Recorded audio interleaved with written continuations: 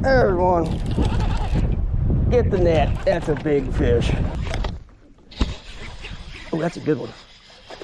Come on, get the net. That's a fish, Tyler. That's a good fish. Oh, man.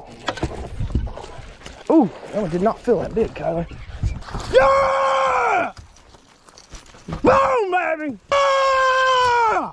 Yeah! Woo!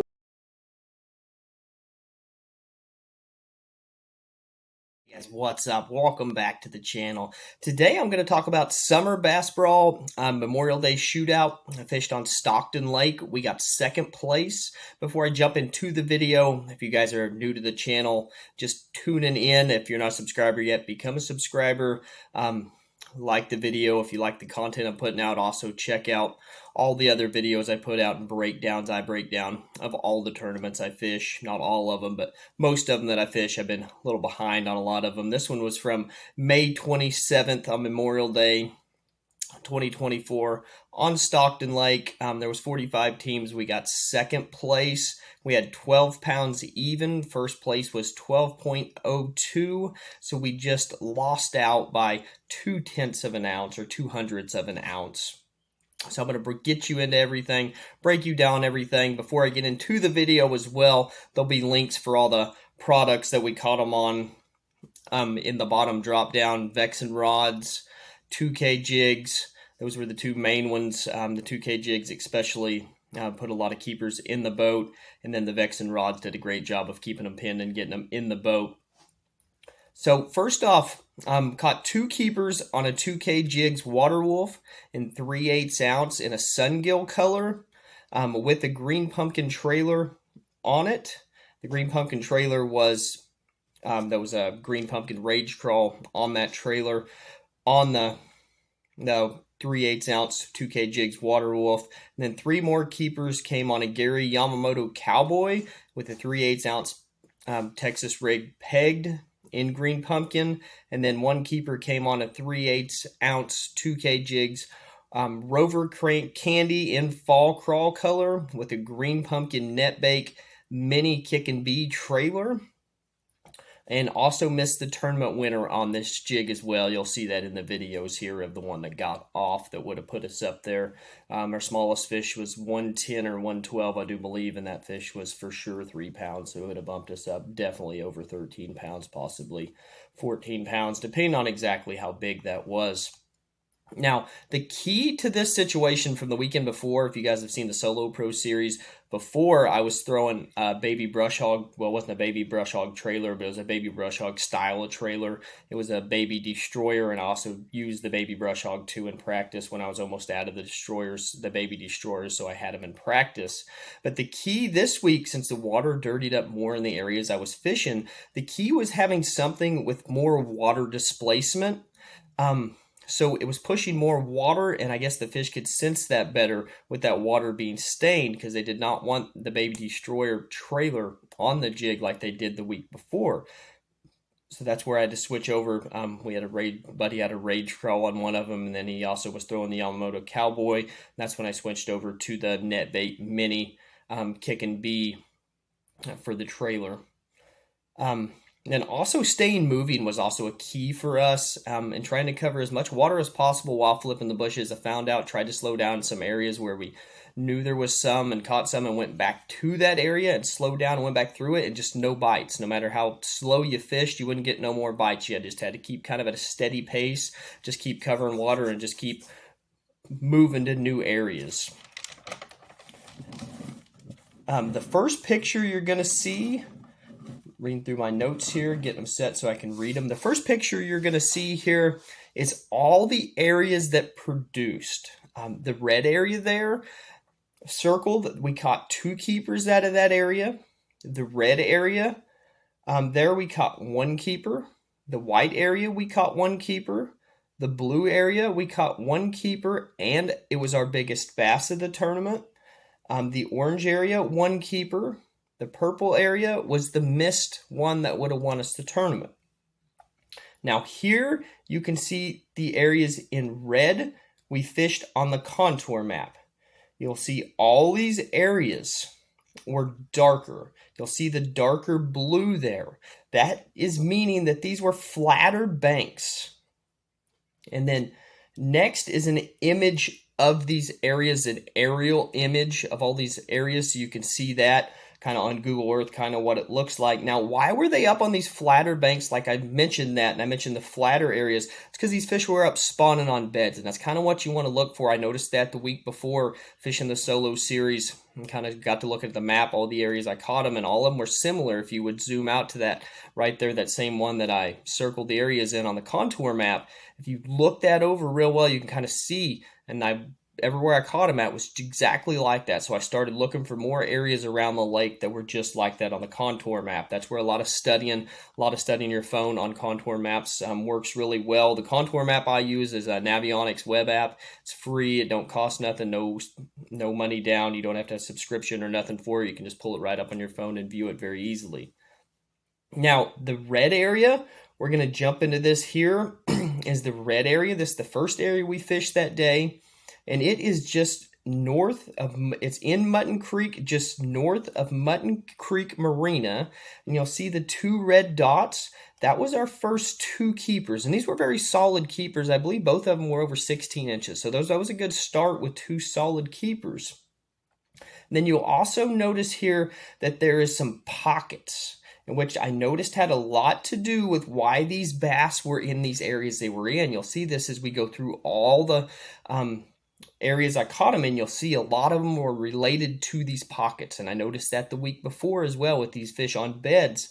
They wanted to be, some of them were males up protecting fry, but there were still some females up in there. We didn't see them on beds because the water was too stained, and some of them actually were out from the bushes this week. From the week before, they were out a little bit further out of the bushes because the water had came up, I believe, a foot and a half just in a couple days there. So they were still on beds out because they built those beds up before that, or out before that water had came back up.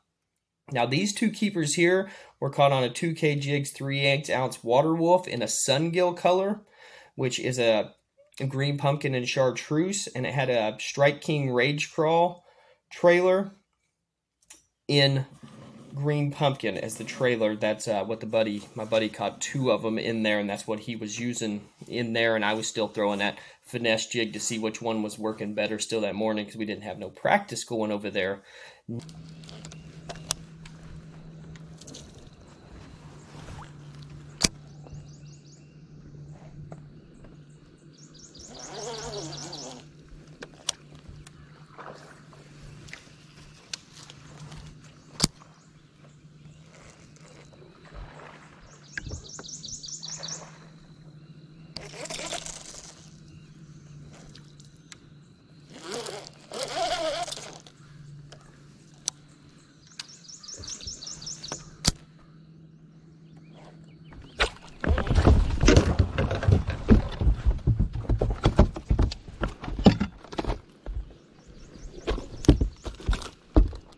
I'll deal with this. Okay. Nice little bush there by itself. Just a random little bushy. Nut on the bush. So much shit to fish.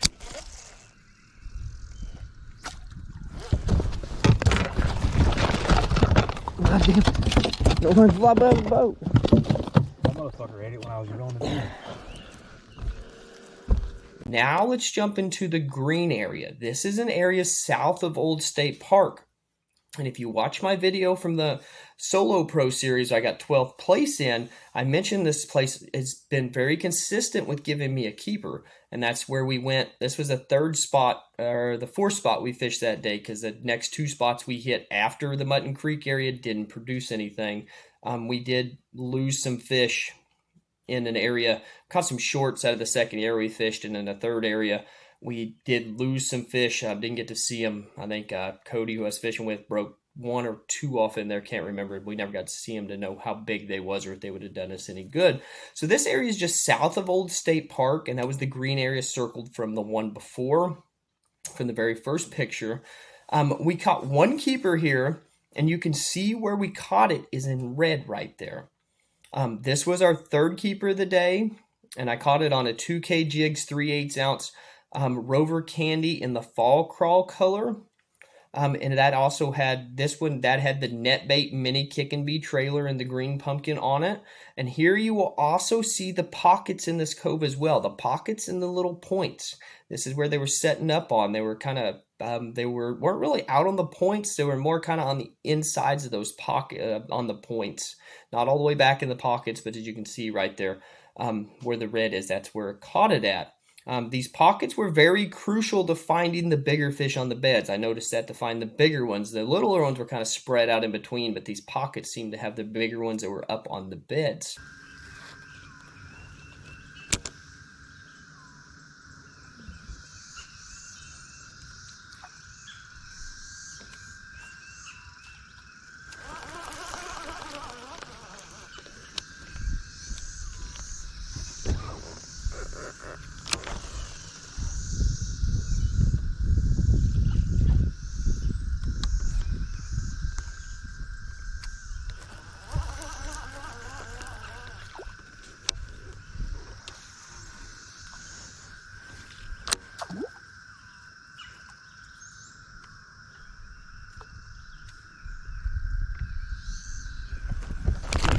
There's one.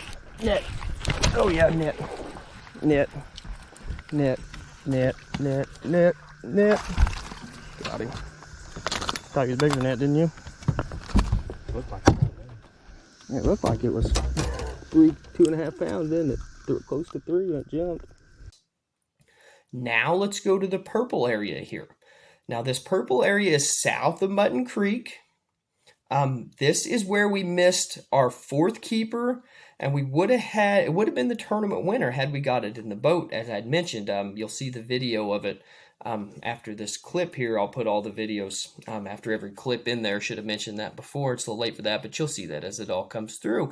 Now, this was around 11:30 p.m. with weigh-in at 2 p.m., and you can see there the red dot. That is where the fish was hooked at. Once again, you can see it was in around that pocket right there. There was actually a willow tree it was under. You'll see in the video there. This bass was on the 2K jigs Rover Candy setup with the net bait kick and bee crawl. And this fish was it was a hard one to get over because that was the fish. We knew that was the one. Like that fish right there was going to put us right up there where we needed to be. So that would have been our fourth one, and we still, we're running out of time. It was 11:30 at that point. We had to be back at 2 p.m. We're like, oh wow, okay, we gotta keep grinding away. That could have just cost us the tournament. We've had quite a few tournaments at Stockton that has been cost by one fish. It just, when you're fishing for 12-pound weights, that one kicker fish makes the difference. You have to get it in the boat. So Fish there.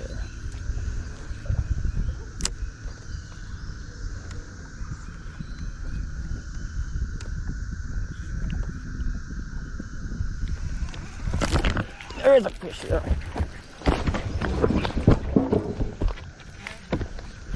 Bring it around.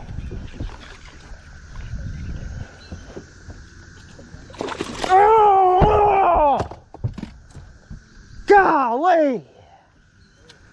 Damn it. Damn it.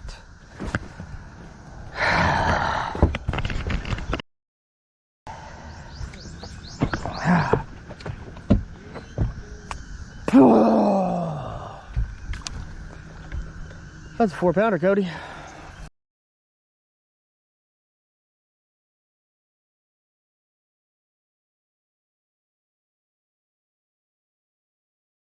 now the orange area.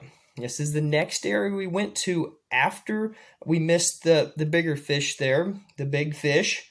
The orange area, which is north of Cougar Creek. Our fourth keeper came from this area, and it came around 12:15 p.m. That was on a Texas rig green pumpkin Yamamoto cowboy. And you can see this bass was also around a pocket right there. It don't show up very well on the Navionics too well, but you also see the Google Earth image of it in there. And this has also been a very productive bank for me. Really hadn't hit it in a few years. I kind of found it, it was 2018, 2019, I think I found this bank. in the fall, actually throwing a crankbait around the flooded bushes, and had been kind of consistent. And I just quit fishing it for a couple of years and just went back in there for the Solo Pro Series. Missed one further back in there, and I was like, let's go jump over here, see if we can get a keeper out of there. It's always been pretty consistent for me to get just a 15 to 16 incher out of. So we went in there and we caught that keeper. So that got us our 4th keeper in the boat. So we just needed one more keeper in the boat to get a limit anyway.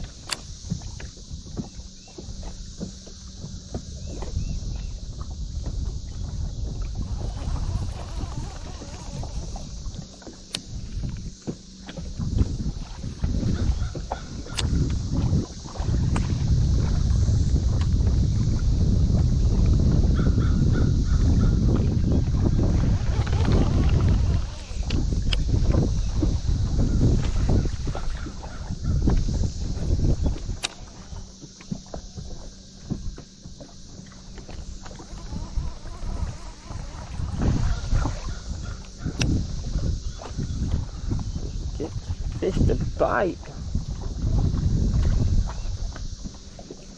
Find the words, find a fish.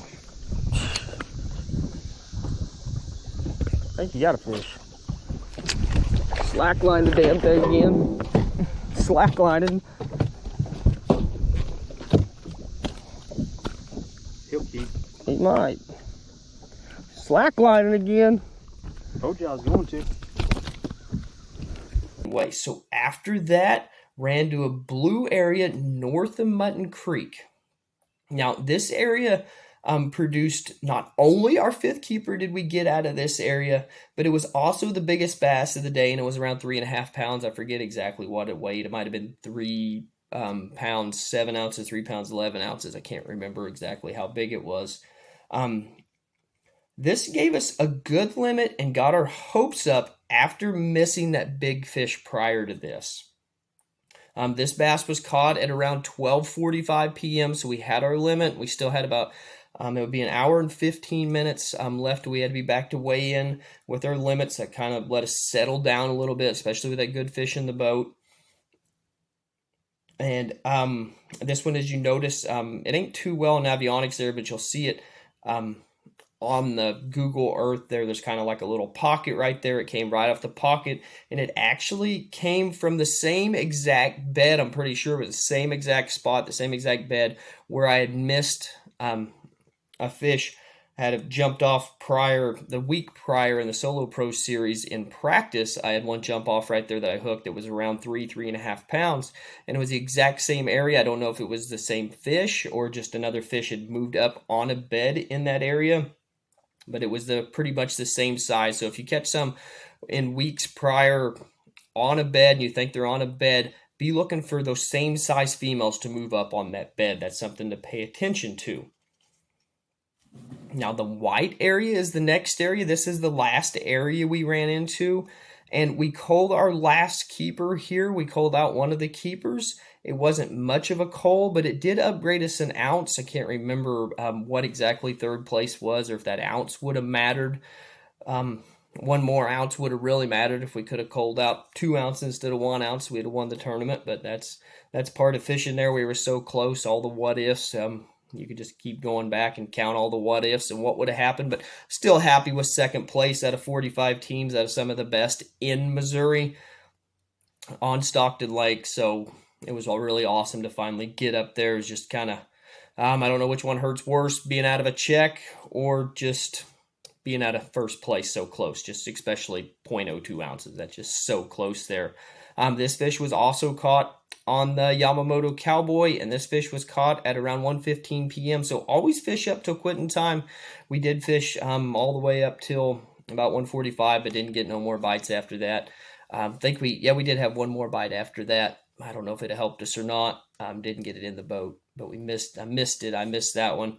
So it was an awesome day on Stockton Lake, kind of breaking down, just showing you guys where everything was, how our day went, how it all went. You got to see the videos there, got to see the breakdowns, got to see where all the fish are, where they was caught. That's what makes my channel unique. That's why I trying to push with my channel, is showing you guys where I catch the fish, even though Stockton Lake is probably my home lake, Grand Lake's closer to me, but I fished Stockton the most of my life. Especially flipping bushes is where I really excel when the water is flooded. That is what I enjoy doing the most. That is what I seem to excel at better, is flipping the bushes. So these are really good areas, and that's why I'm sharing them with you guys. I'm not scared to show where I'm catching them at. I'm not scared to show how I'm catching them. I'll show you guys exactly where you're catching them. You can send me a message on Facebook or shoot me a comment. Let me know. I'll give you the GPS coordinates. I'll got them all saved in there. Give them all to you. Ain't scared to share nothing with you guys. I'm here to help everybody. That is what my channel is designed for, is to help more people catch fish, whether you're just out fishing for fun or if you're out trying to get better at tournament fishing or win tournaments. Right here, this is information that can help you. And not just that, I show you the contour maps for a reason, so you can kind of look at the contour maps and understand why these bass are where they are, and just kind of pattern this across all the lakes you fish, or even just Stockton Lake. There's so many areas I want to fish too. I just don't get over there enough that would have produced like this. Another big key to catching these fish was finding the stained water, though. I didn't want to be in too clear of water. I didn't want to be in too stained of water, the dirty, dirty water, even though I did catch them the week prior upriver, but it was about the same as it was around the mid-lake area there between the two bridges. South of Old State Park and Mutton Creek right there has been about the best area because of that stained water on that side of the lake, especially when you get water flowing in, get that good stain to it. I don't like flipping the reel unless it's really, really flooded up in there and you got a lot of water up in the bushes. When it's up 10 feet or more, then those clear water bushes come in a little better. But I've noticed that stained water is where I like to stay in, especially between the two bridges, really from Old State Park all the way to what they call Chicken Rock down there, or I forget the name of the creek just south of Chicken Rock, the big creek running south right there where the lake makes the bend back to the west. All the way down to there has all been good for me this time of year. That whole area, especially the area between the two bridges from Old State Park to Mutton Creek, that has been the best for me. Guys, got any questions? Just message me on Facebook, or you can comment and I'll get back with you. I appreciate you guys for watching. Thank you.